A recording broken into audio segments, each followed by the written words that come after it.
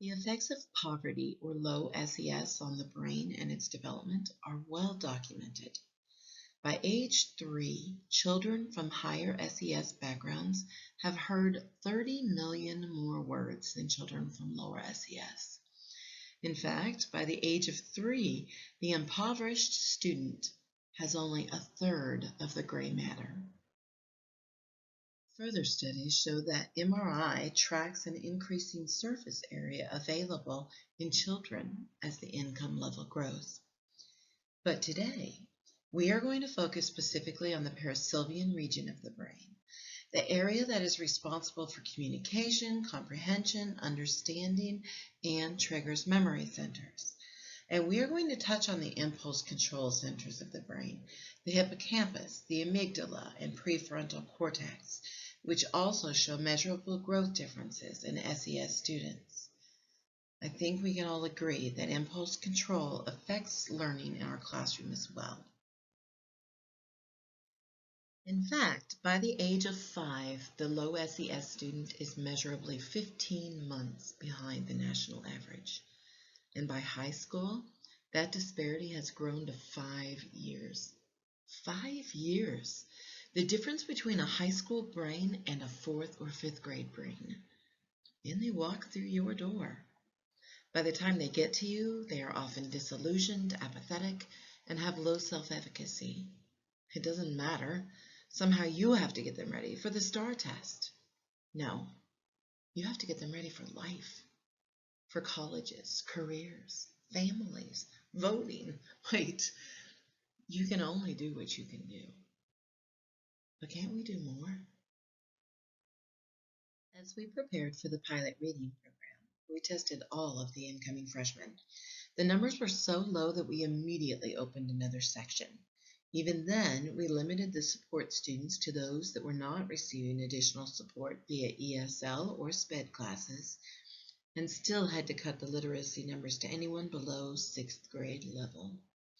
However, with the focused strategies and extra support, an average of 35% of our students increased a grade level before the fall common assessment. So, we are supporting the students 5th grade and below. That means that in your classes, you have students that are only a couple of years from being on level that are getting no additional support. We would like to explore the idea of giving them that support through you, our English teachers, math teachers, history teachers, fine arts teachers, and even our coaches. This is a campus-wide initiative because literacy does not belong in the English classes. Our students need all of us. You are all being invited to join us as we begin our action research plan to bridge the gaps that are holding our students down. We will be looking at how we can identify foundational literacy gaps.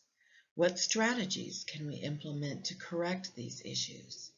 And how can administrators best support student and faculty growth in a poverty population? Beyond our basic literacy goals, we are going to view this initiative as a way to use our strategies to build other foundational knowledge commonly missing in our low SES students. We touched on the impulse control centers of the low SES earlier. The hippocampus, which processes learning and memory, is generally smaller in our poverty students, while the amygdala, which processes danger and emotional responses, is hyperactive. That means that your students' problems with learning, staying focused, and even behavior are oftentimes triggered by innate things that they don't understand. Disabilities that are not visible and often not dealt with. So part of our research will be looking for materials that will both fit our skill needs and introduce life skills and metacognition. Come equipped with your best ideas. Nothing is too odd. This is our chance to get out of our comfort zone and make a difference.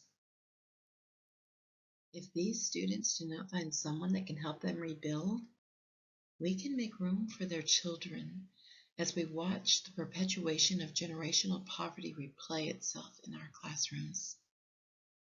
They deserve better from us. Surely we can do something.